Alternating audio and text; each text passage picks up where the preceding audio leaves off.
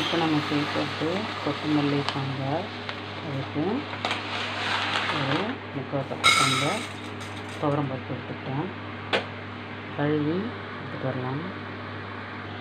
பருப்பை கழுவிட்டேன். ஒரு சொம்பு தண்ணி ஊற்றிடலாம்.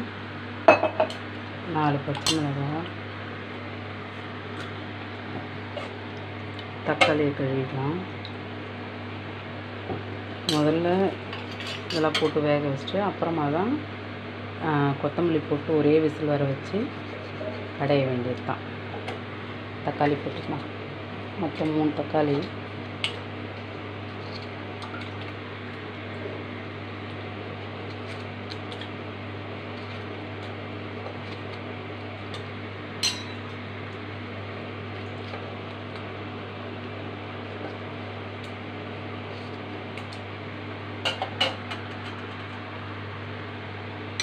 மஞ்சத்தூள் கொஞ்சம், ஆயில் கொஞ்சம்,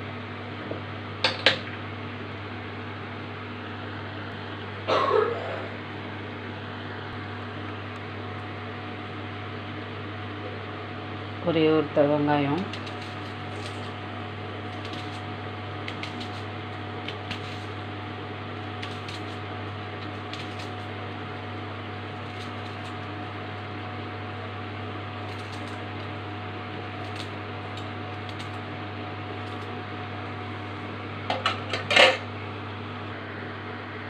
ஒரு 6 பல் பூண்டு. இது எல்லாத்தையும் போட்டு உப்பு போட்டு மூடிடலாம்.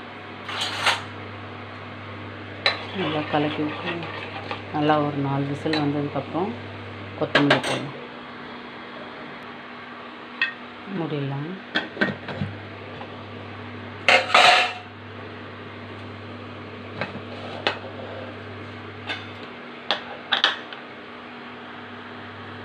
நாலு விசில் வரட்டும்.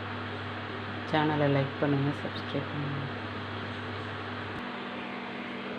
இப்போ குக்கரை திறந்துடலாம்.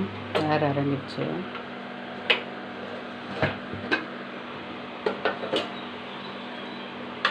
நல்லா வெந்திருக்கு. கொத்தமல்லியை நல்லா அலசி வச்சுருக்கேன்.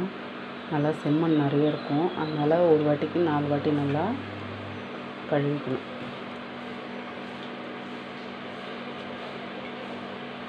கொத்தமல்லி கம்மியான ரேட்டில் கிடைக்கும்போது சாம்பார் வச்சு சாப்பிட்லாம். நல்லாயிருக்கும்.